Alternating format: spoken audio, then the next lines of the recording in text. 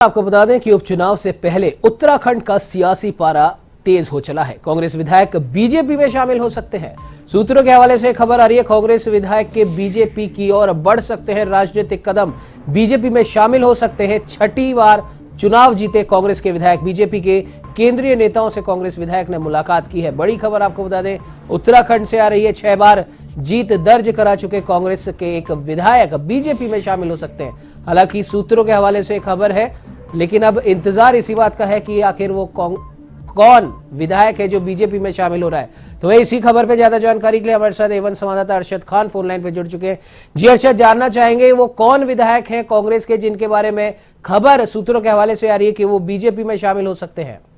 बिल्कुल उमंग, देखिए सबसे पहले आपको बता दूं कि उत्तराखंड की राजनीति में ये अभी तक की और इस वक्त की सबसे बड़ी खबर साबित हो सकती है। यदि जो सूत्रों के हवाले से खबर मिल रही है, कहीं ना कहीं कांग्रेस को एक बड़ा झटका भारतीय जनता पार्टी चंपावत उपचुनाव से पहले देने वाली है। सबसे पहले आपको बता देना चाहता हूं, जो विधायक है और जिनका नाम सामने आ रहा है, देखिए कहीं ना कहीं हरीश धामी इस प्रकार की बयानबाजी कर रहे थे कि वो भारतीय जनता पार्टी का दामन थाम सकते हैं, और कहीं ना कहीं उन्होंने खुला ऑफर भी यहाँ से सूबे के मुखिया को दिया था कि उनकी सीट से उपचुनाव लड़ सकते हैं। उन्होंने स्वागत किया था, लेकिन यहाँ पर जो अटकलें हैं और जो सूत्रों के हवाले से खबर है, वो कहीं ना कहीं कांग्रेस के पूर्व प्रदेश अध्यक्ष रह चुके और नेता प्रतिपक्ष रह चुके प्रीतम सिंह को लेकर के। देखिए यहाँ पर जो सूत्रों के हवाले से नाम सामने आ रहा है, वो चक्राता से 6 बार के विधायक प्रीतम सिंह का सामने आ रहा है कि वो बीजेपी का दामन थाम सकते हैं। ये बड़ा झटका यहाँ पर प्रदेश कांग्रेस को हो सकता है उपचुनाव से पहले, और कहीं ना कहीं करारी शिकस्त देने की रणनीति भी यहाँ पर हो सकती है भारतीय जनता पार्टी की कि उपचुनाव में करारी शिकस्त कांग्रेस को दी जाए। हाँ, नाराजगी की बात की जाए तो ये जाहिर सी बात है कि पहले से ही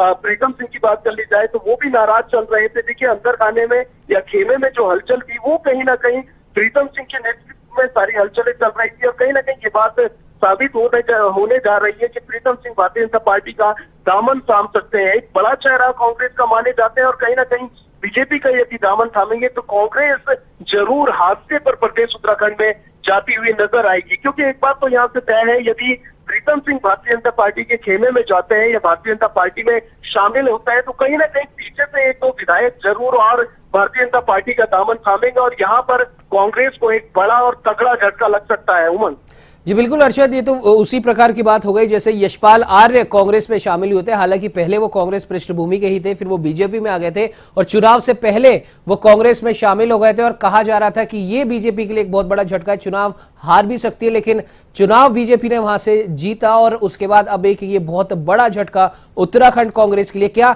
आपसी गुटबाजी इसका प्रमुख कारण माना जा सकता है? बिल्कुल, देखिए साफ तौर पर आपसी गुटबाजी का ही ये नतीजा है। देखिए जब से 3 अलग नाम जो है प्रदेश कांग्रेस के मुख्य पदों पर घोषित हुए हैं, उनको लेकर के देखिए खासा नाराजगी जो है कांग्रेस के खेमे में नजर आ रही थी, ताकि विधायक भी खुलकर फ्रंट फुट पर आए और उन्होंने साफ तौर पर अपनी नाराजगी जाहिर की है। यहाँ तक ये ऐलान तक कांग्रेस के विधायक कर चुके हैं कि कांग्रेस के टिकट से कभी चुनाव नहीं लड़ेंगे। तो ऐसे में साफ तौर पर ये जाहिर हुआ है कि कहीं ना कहीं नाराजगी काफी ज्यादा कांग्रेस के खेमे में। जी बिल्कुल अरशद, माफ कीजिएगा, आपको बीच में इंटरप्ट करना पड़ रहा है। आप इस खबर पे आप नजर बना के रखिए, अपडेट के लिए आपसे फिर संपर्क करेंगे। फिलहाल के लिए बहुत बहुत धन्यवाद। चलिए बढ़ते अगली खबर की ओर। आपको बता दें कि उत्तराखंड में क्षेत्र विशेष में उत्पादित पारंपरिक और जैविक उत्पादों के संरक्षण और अंतर्राष्ट्रीय स्तर पर पहचान दिलाने के लिए राज्य भौगोलिक संकेत बोर्ड बनाया जाएगा। यह देश का पहला बोर्ड होगा। आपको बता दें कि कृषि मंत्री गणेश जोशी की ओर से प्रस्ताव दिए जाने पर मुख्यमंत्री पुष्कर सिंह धामी ने जीआई बोर्ड बनाने की घोषणा की। इस बोर्ड के बनने से स्थानीय उत्पादों को कानूनी संरक्षण भी मिलेगा। तो वहीं उत्तराखंड के जैविक उत्पादों को पहचान दिलाने के लिए सरकार ने ये नई पहल की है। उत्तराखंड जैविक उत्पाद परिषद की ओर से प्रदेश में उत्पादित विभिन्न जैविक उत्पादों की एक किट तैयार की गई है। मुख्यमंत्री पुष्कर सिंह धामी और कृषि मंत्री गणेश जोशी ने इस किट का अनावरण किया।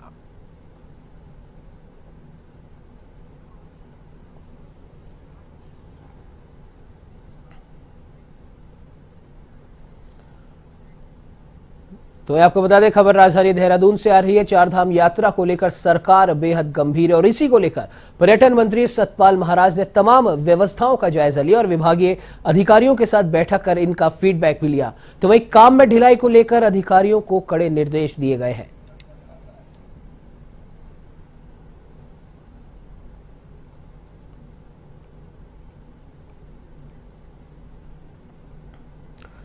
तो वहीं महिला सशक्तिकरण एवं बाल विकास मंत्री रेखा आर्या ने विभागीय अधिकारियों के साथ समीक्षा बैठक ली। बैठक में मंत्री ने विभागीय अधिकारियों से महिला सशक्तिकरण एवं बाल विकास विभाग की आगामी कार्य योजना पर विस्तृत चर्चा की। उन्होंने विभाग के द्वारा संचालित विभिन्न योजनाओं को और भी ज्यादा प्रभावी ढंग से क्रियान्वित करने के निर्देश दिए। मंत्री रेखा आर्या ने कहा कि कोई भी पात्र जो योजना का लाभार्थी हो वो विभागीय योजना के लाभ से वंचित न रहे और इस दिशा में आवश्यक कदम उठाए जाएं। उन्होंने नारी निकेतन में रह रही मानसिक और शारीरिक रूप से दिव्यांग महिलाओं के रहन सहन, स्वास्थ्य और खानपान की भी जानकारी ली। रेखा आर्या ने नारी निकेतन की व्यवस्थाओं को और अधिक सशक्त बनाने के लिए अधिकारियों को आवश्यक दिशा निर्देश दिए।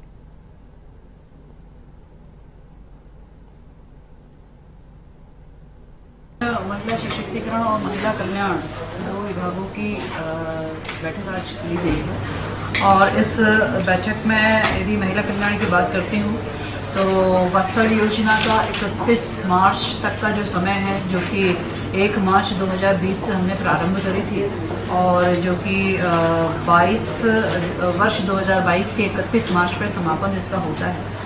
तो उस योजना का एक तो जो हमने अपील के माध्यम से समय बढ़ाया है, उसको बाकायदा एक जो प्रशासनिक या शासकीय पत्र जो जाता है जनपदों में उसको भेजने के निर्देश दिए ताकि जितने भी 31 मार्च 2022 तक के अब तक के और 2020 से लेके अब तक के जो हमारे बच्चे हैं जो किसी प्रकार से वंचित रह गए हैं वात्सल्य योजना से जुड़ने में, वो बच्चे समय रहते हुए इन 2 माह में जो है आवेदन कर पाएँ और आगे चल के भविष्य में वात्सल्य योजना का लाभ ले पाएँ और वात्सल्य योजना लगभग अब समापन की ओर है।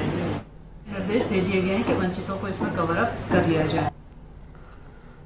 चलिए बढ़ते अगली खबर की ओर। आपको बता दें कि मुख्यमंत्री पुष्कर सिंह धामी के निर्देशों के बाद पुलिस ने सघन पुलिस वेरिफिकेशन अभियान शुरू कर दिया है।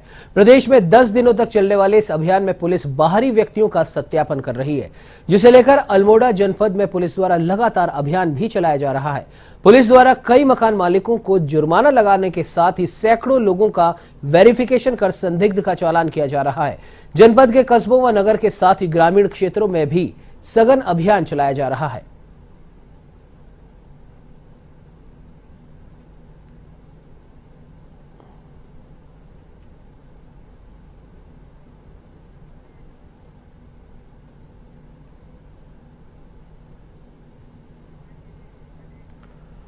खबर उत्तराखंड के ऋषिकेश से है, जहां शिवाजी नगर के एक प्लॉट में रखे टेंट हाउस के सामान में भीषण आग लग गई। इस दौरान आपको बता दें कि एक के बाद एक 6 गैस सिलेंडर ब्लास्ट होने से क्षेत्र में दहशत फैल गई। तो वहीं हादसे में कई मकानों की खिड़कियों के शीशे तक टूट गए, जिससे आसपास के लोग सहम गए। इस बीच स्थानीय लोगों और दमकल ने कड़ी मशक्कत के बाद आग पर काबू पाया। तो वहीं घटना की सूचना मिलने के बाद मेयर अनीता ममगाई और शहरी विकास मंत्री प्रेमचंद अग्रवाल भी वहां पहुंचे, जहां दोनों ने पीड़ितों से बातचीत कर हर संभव मदद का आश्वासन दिया। नुकसान की तो भरपाई हो जाएगी, लेकिन भगवान का इतना शुक्र है कि किसी की जान पे कोई खतरा नहीं आया। निश्चित तौर पे देखेंगे। अभी बड़ा वो है कि आज ही सुनने में आ रहा है कि अभी मैं जब यहाँ पे आई पता चला कि आज ही उन्होंने सामान भरा था और नया सामान यहाँ पे लाया हुआ था। निश्चित तौर पे उनके जो भी मदद हो सकेगी हम सरकार से, शासन से उनके लिए पूरे प्रयास करेंगे और मुझे पूरा विश्वास है कि पूरा सरकारी स्तर पे उनकी पूरी मदद हो पाएगी। जैसा कि प्रदर्शन ने बताया हमें यहाँ, तो ये कैटरिंग वाले थे और कैटरिंग का काम करके यहाँ इनका स्टोर था टेंट हाउस का, उसमें ये सामान रखते थे, जिसमें ये सिलेंडर वगैरह भी रखते थे। अब आग लगने का कारण तो अभी स्पष्ट नहीं हो पाया। जैसे ही आग लगने का कारण सुबह स्पष्ट होगा आपको बताया जाएगा। कितनी गाड़ियाँ लगी यहाँ पे? गाड़ियाँ हमारी 3 गाड़ियाँ आई थी। फायर स्टेशन ऋषिकेश से 3 गाड़ियाँ आई थी और जो अभी इस आग में जो हमने सिलेंडर देखे हैं 7 सिलेंडर हम मौके पर मिले हैं, जिसमें 3 सिलेंडर फटे भी हैं, जिससे आसपास के घरों में मैं देख रहा हूँ एक मकान। तो वहीं पौड़ी गढ़वाल के कालागढ़ में स्थित हाथीशाला में पालतू हथिनी गंगा ने मादा शावक को जन्म दिया है। करीब 3.5 साल के अंतराल में हाथीशाला में दूसरे गज शावक के जन्म से समूचे कॉर्बेट प्रशासन में जश्न का माहौल है। विभागीय पशु चिकित्सा अधिकारी दुष्यंत कुमार के द्वारा नवजात गज शावक का वजन कराए जाने के बाद प्रसूता हथिनी और शावक का प्राथमिक स्वास्थ्य परीक्षण किया गया। पशु चिकित्सक के मुताबिक हथिनी और गज शावक पूरी तरह स्वस्थ हैं और नियमित तौर पर दोनों का स्वास्थ्य परीक्षण किया जाएगा। दूसरी ओर हाथीशाला प्रभारी सहित वहां तैनात अन्य कर्मचारियों को आवश्यक दिशा निर्देश दिए गए हैं।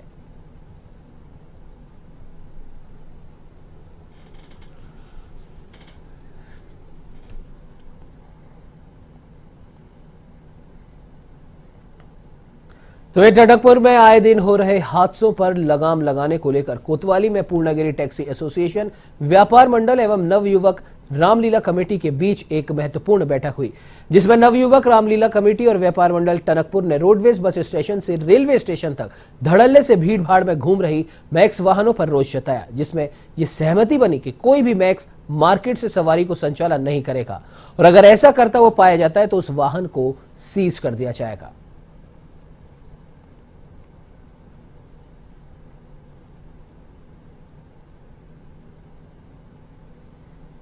इस बुलेटिन में फिलहाल इतना ही। देश प्रदेश की तमाम बड़ी खबरों की जानकारी के लिए आप बने रहिए हमारे साथ और देखते रहिए A1 टीवी। नमस्कार।